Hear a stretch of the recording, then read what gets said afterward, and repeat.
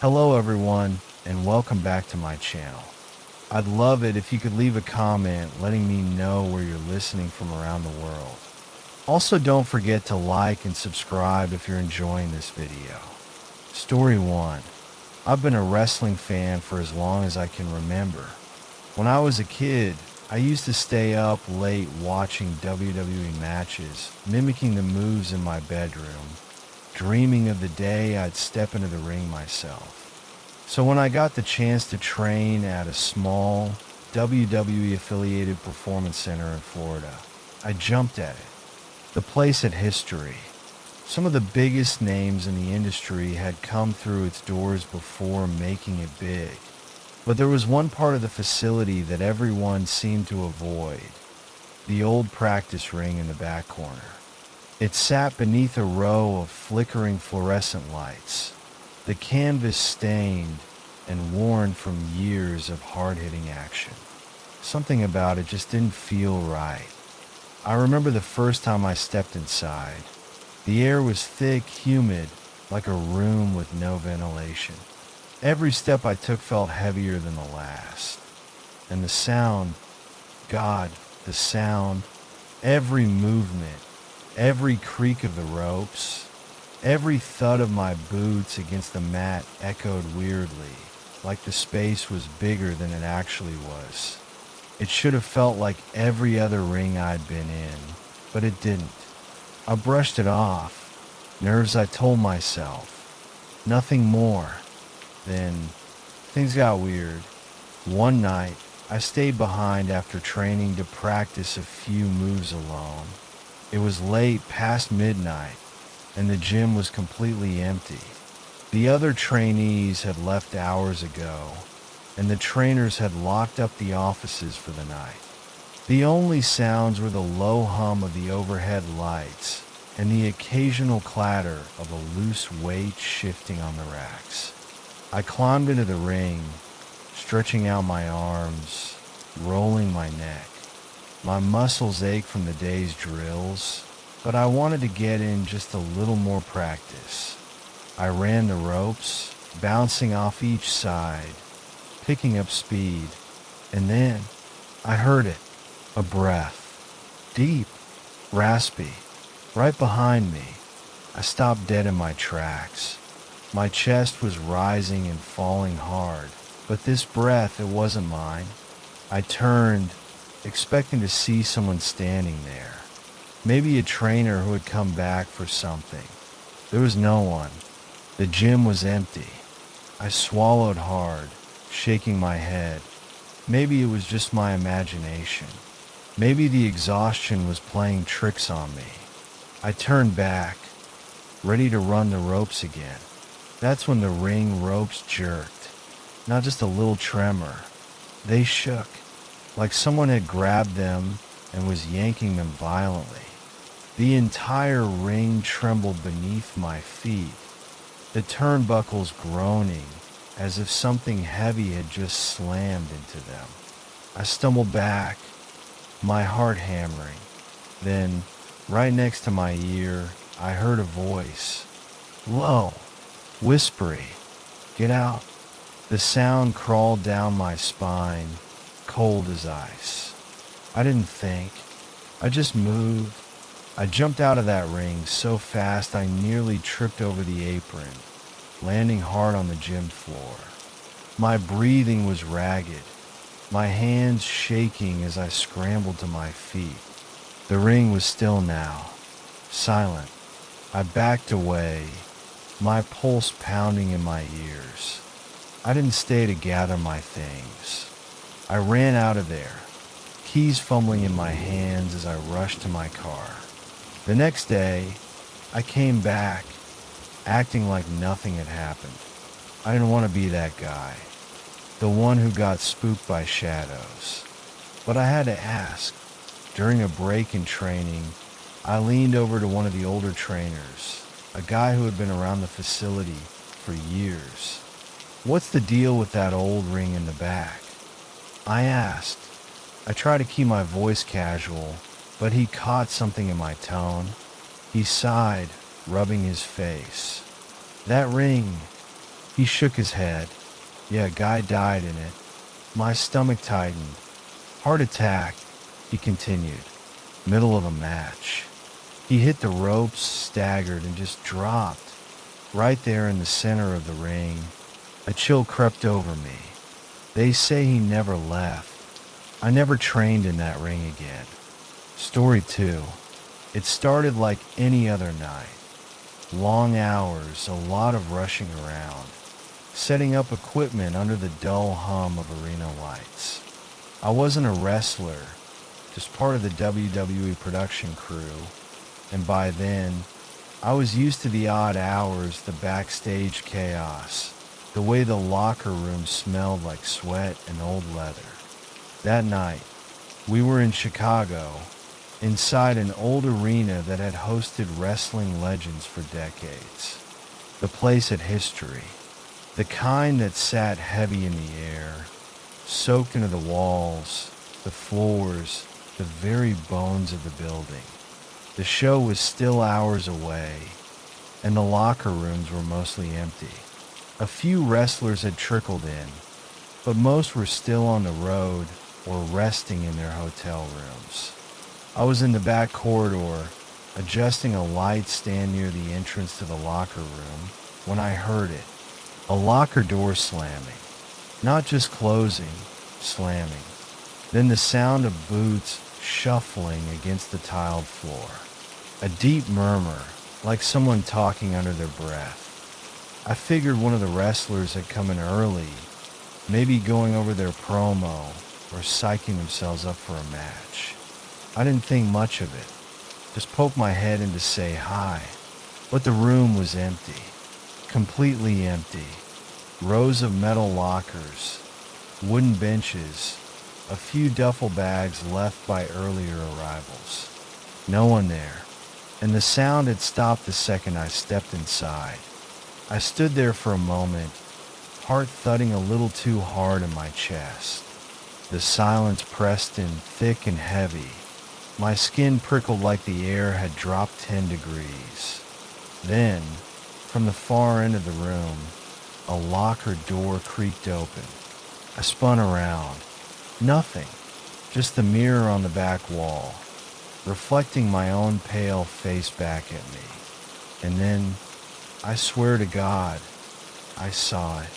A shadow, tall, broad-shouldered, standing near the lockers, perfectly still. It wasn't a trick of the light. It wasn't my reflection. It was there, solid, watching. I blinked, and it was gone. The air in the room was suddenly too thick, too wrong. My body reacted before my brain could, backing me out the door, my breath coming short. I didn't run, didn't scream, but my hands were shaking when I got back to the crew area. Later that night, I found myself standing near one of the veteran wrestlers, a guy who had been in the business for over 20 years. I wasn't going to say anything, didn't want to sound like an idiot, but the words slipped out anyway. Hey, has anyone ever noticed anything weird in the locker rooms here? The guy didn't even look surprised. He just exhaled through his nose, like he'd been expecting the question. This arena, he said. Oh yeah. He leaned in slightly, lowering his voice. They say the ghost of an old wrestler haunts the place. Used to wrestle back in the 70s. Big guy, real old school brawler. Had a heart attack right in the showers after a match. Didn't make it. Some say he never left. I stared at him. My mouth was dry. People still hear him getting ready for a match. He went on, boots shuffling, lockers opening and closing. Sometimes, if the room's quiet enough, you can even hear him breathing. A chill ran through me. I didn't tell him what I'd seen, what I'd felt, and I never set foot in that locker room alone again. Story 3. I don't scare easy. Years of traveling, late night drives, empty arenas. I've been in places that would make most people's skin crawl. But what happened that night in Louisiana? That was different. That was real. I was in town for a WWE event, working media. Nothing fancy, just interviews, behind the scenes coverage, the usual. They put us up in an old hotel downtown, the kind that looked expensive on the outside but had a long, ugly history no one really talked about. The lobby smelled like polished wood and something older, something stale, like a memory that refused to die. The woman at the front desk gave me my key with a smile that didn't reach her eyes. Room 813, top floor. She hesitated for just a second before handing me the key card, like she wanted to say something, but thought better of it. I should have paid attention to that. I took the elevator up. The hall was long, narrow, eerily quiet. My room was at the very end. I swiped the key card, stepped in, and flicked on the lights. It was fine, just a standard hotel room. Beige walls, dark carpet, heavy curtains drawn over a window that overlooked the city. The kind of room you forget the second you leave. I tossed my bag onto the bed, plugged in my phone, and headed straight for the bathroom. After a long day of travel, I needed to freshen up. The fluorescent light hummed as I splashed cold water on my face. I took my time, enjoying the moment of silence. Then I came out and stopped cold.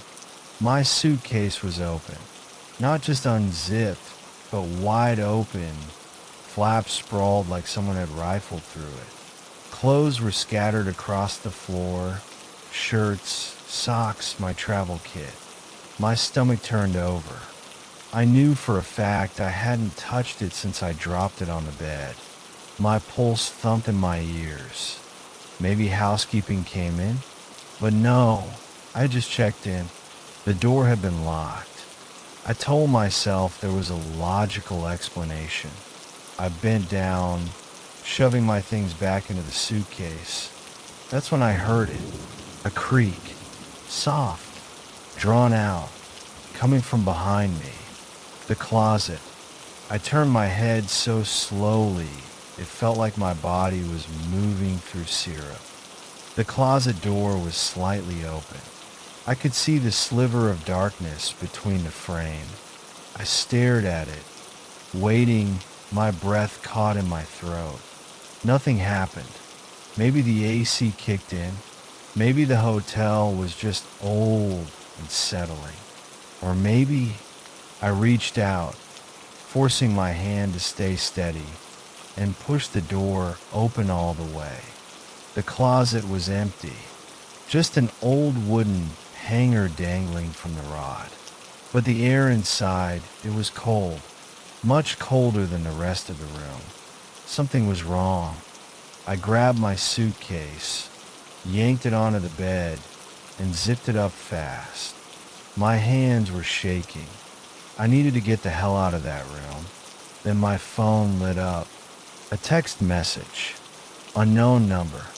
I swallow hard and tap the screen. You're in my room. I stopped breathing.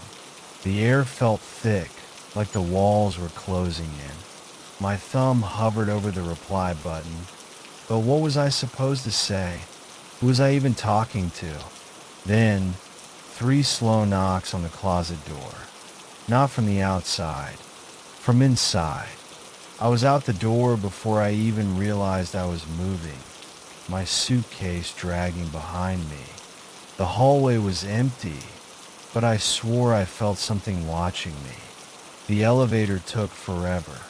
When I finally got to the lobby, the woman at the front desk looked up.